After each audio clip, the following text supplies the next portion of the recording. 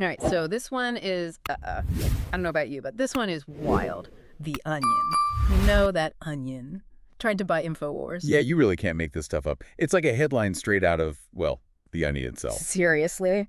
But it's actually happening, and it's turned into a legal battle that, honestly, I think it's weirder than any satire they could have come up with. I think you're right. This goes way beyond just like a regular business deal. Yeah. We're talking Alex Jones, bankruptcy proceedings, the Sandy Hook families. Oh, yeah, they're right in the thick of it. They're fighting for, some kind of justice. Absolutely. And then you've got, just public opinion is just going crazy with this. And the stuff you sent me, it's all right there. Like the Reddit threads, they're just exploding. Are Not the Onion, Renan News, articles from NPR, AP News. Like everyone's trying to figure this out. Even NBC News is chiming in.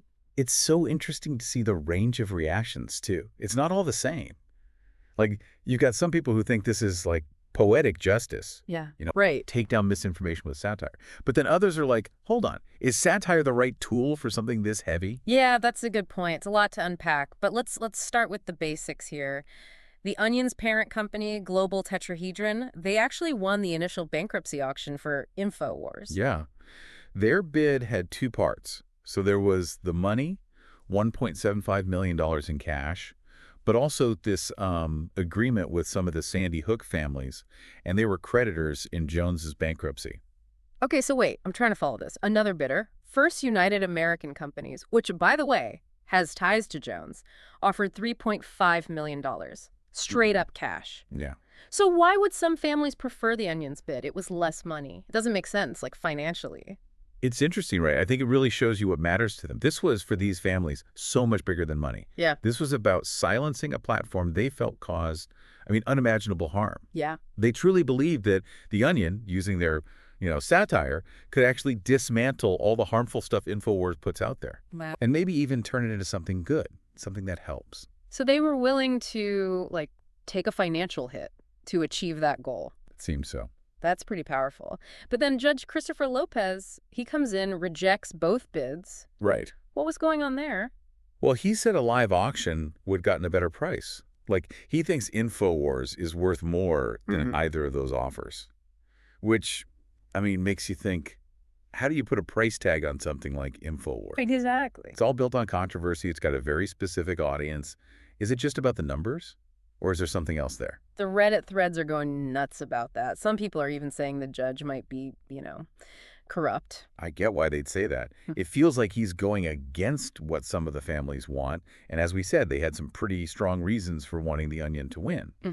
So, yeah, I can see why people might think something's up. Okay, let's go back to the Onion's bid for a second. You said there were two parts. Right. Two parts. The cash and that agreement with the families. Exactly. So the cash offer was $1.75 million up front. But some families, they agreed to give up some of the money they were owed, the damages, and that made the value for the other creditors go up. Because then there was more money from the sale to go to their claims. Hold on. So how did that actually work? It sounds like some kind of financial trickery.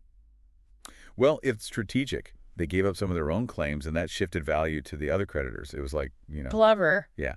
It let the Onion say, hey, our bid is actually worth at least $7 million. Whoa. So maybe it was more appealing to those creditors than the cash offer from the other company. So they basically used the family's priorities to make their bid look more valuable overall. That's one way to put it. Pretty smart.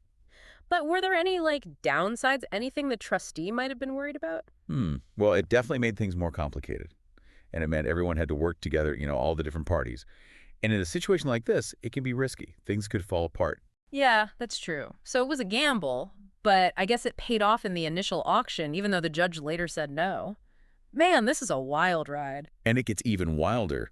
Wait till you hear about Elon Musk. Yeah. It really makes you wonder, what are these tech guys doing, They're so powerful, so influential, and it's not always clear what they want, Okay, so back to Alex Jones.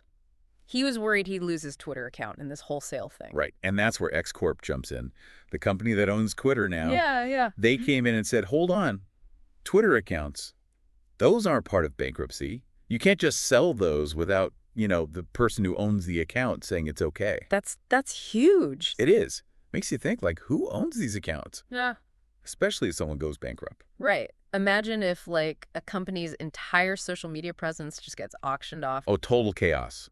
It would set a really bad precedent. Yeah. Think about free speech, privacy, what it would do to their brand. So did they work it out? What happened with the Infowars account? Well, the trustee, the one handling the bankruptcy, they reached a deal with X Corp.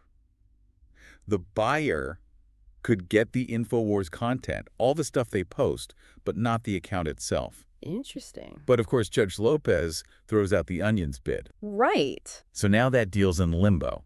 And you can guess what the Redditors are saying. Oh, I bet I can. They're convinced that Elon Musk is trying to get Infowars back to Alex Jones. I mean, it wouldn't be the first time Musk's gotten involved in something like this, right? Right. He let Jones back on Twitter last year, even though he'd said before he had no sympathy for people who, exploit children's deaths. Just a strange situation. It adds a whole other level to this story. It's already bizarre, and then Musk comes in. Makes you wonder about his motives. Is he really all about user accounts and free speech? Or something else going on? Yeah, who knows? But it shows how much power guys like him have. Let's back up a sec, though, and talk about how the Onion actually won that first auction. Okay. It wasn't just about having the highest bid, right? Nope. It was like strategy. Think chess. Remember, the court put this trustee in charge, right? Yeah. To sell Infowars. And their job is to get the best result for the people Jones owes money to, the creditors. Right. They were going to do a live auction, but then they switched to sealed bids. Ah, so that's why the judge had a problem with the transparency. Exactly. Sealed bids, no one sees what anyone else is offering, no chance to, up your bid or anything. Yeah. So it was hard to say if the trustee really got the best price. So the Onion sent in their bid, $1.75 million, plus the deal with the Sandy Hook families, and the other company offered $3.5 million, cash. Yep. So how did the Onion win if their bid was, lower? It's all about the structure and how bankruptcy law works. They want to split the money fairly between everyone Jones owes. Makes sense. So those families, when they agreed to give up some of what they were owed, right, they basically shifted the value away from themselves toward the other creditors. Interesting. Including some families in Texas who weren't part of that agreement. So it was good for them. And maybe helped shut down Infowars. That was the idea. It was a risk the trustee took. I can see why they did it. They have the power to choose the bid they think will be best for all the creditors, not just the biggest number. Right, right. But the judge didn't see it that way? Nope. He thought they could have gotten more money. This whole thing, it's like, the law is all about money. That's what bankruptcy is for, usually. But there's this whole other side, like what's right, what's wrong. You can't put a dollar amount on that. Exactly. And that makes it hard for the legal system. How do you balance the money stuff with the stuff that's, moral? It's not just about this case. It's like, how do laws work with these big social issues, especially online? That's a good point. We've talked about the judge, the bidders, the families, even Elon Musk. But what about Jones? What's he think about all this? Well, from what we've seen, he's fighting hard to keep Infowars. He called the option a fraud. He sees the Onion's bid as a personal attack. I mean, think about it. He built his whole thing on, conspiracy theories. Infowars is more than a business to him. It's like part of him. Losing it would be a huge blow, especially to, the Onion. Right. It would hurt his ego. Well, and it would make it harder for him to keep spreading his message. It's weird. It's like he thinks he's the victim here. That's how people like him work. They act like they're being silenced, like the big, powerful people are against them. Yeah. It's all part of the game. So this whole legal fight, it's actually making the misinformation problem worse. In a way, yeah. This case shows how messed up things are with information online. It shows how hard it is to stop the bad stuff and how complicated these online platforms are. And it brings up all these ethical questions about, money versus what's right. Plus, you've got Musk in there stirring the pot. What's his deal? Well, him saying those Twitter accounts can't be sold, that was a big deal. Definitely. It shows how much power these tech companies have. They can change things way beyond their own platforms. It's like they've got this new kind of power that we don't even understand yet, let alone have rules for. Exactly. And then there's Musk and his connection to Jones. Is he really all about user privacy? Or is he helping Jones because he agrees with him, even though Jones has said a lot of harmful things? Okay, so let me get this straight. We've got a judge who only cares about money, families who want justice, a trustee trying to keep everyone happy, Alex Jones refusing to back down, and Elon Musk lurking in the shadows. This is crazy. So what's next? Well, the ball's in the trustee's court now. Yeah. The judge gave him 30 days. Got to come up with a new plan to sell Infowars. 30 days, huh? Yep. And everyone's going to be watching, that's for sure. The families, Jones, probably even Musk, to see what he comes up with. But this whole thing, it makes you think, About what? Like, what's the takeaway for us listening to all this? Well, for one, it shows how, I don't know, how limited the law is. Like when it comes to this online stuff, the misinformation, these platforms, it's all about money, right? Right. But it's not always that simple. And those tech companies, like what Musk did, they've got so much power. Yeah, and it's not even clear what the rules are for them. It's like the Wild West or something. Yeah. But here's the thing that really gets me. If the Onion, a satire site, if they can't buy Infowars and maybe, change it for the better, yeah, what can we do? How do you stop this stuff online? It's a big question. Like, can satire even work against this? The conspiracy theories, the harmful stuff? People have been arguing about that forever. And this just adds to it, For sure. Some say satire can help. It shows how ridiculous these beliefs are, makes people question them. But others worry it does the opposite. Like it just makes it more acceptable, gives it more attention. Yeah, I can see that. Humor is powerful, but it can be, I don't know, it can be used the wrong way too. Definitely.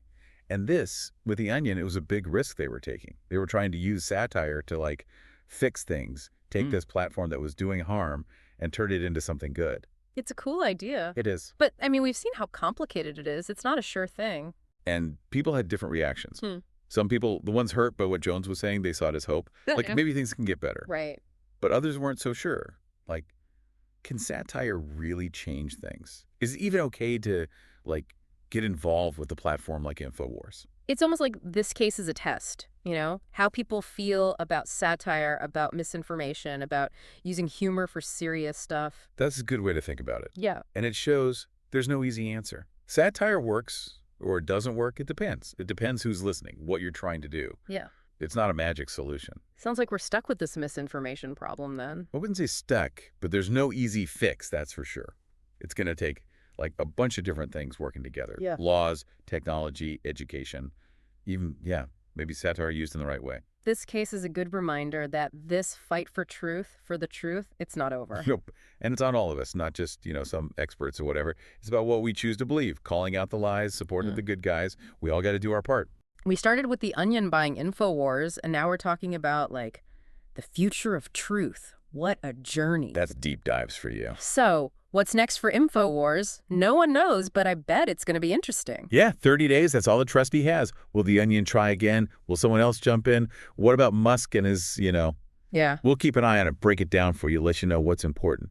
But as you're following this, think about the big picture. How do we make things better online? How do we know what's true?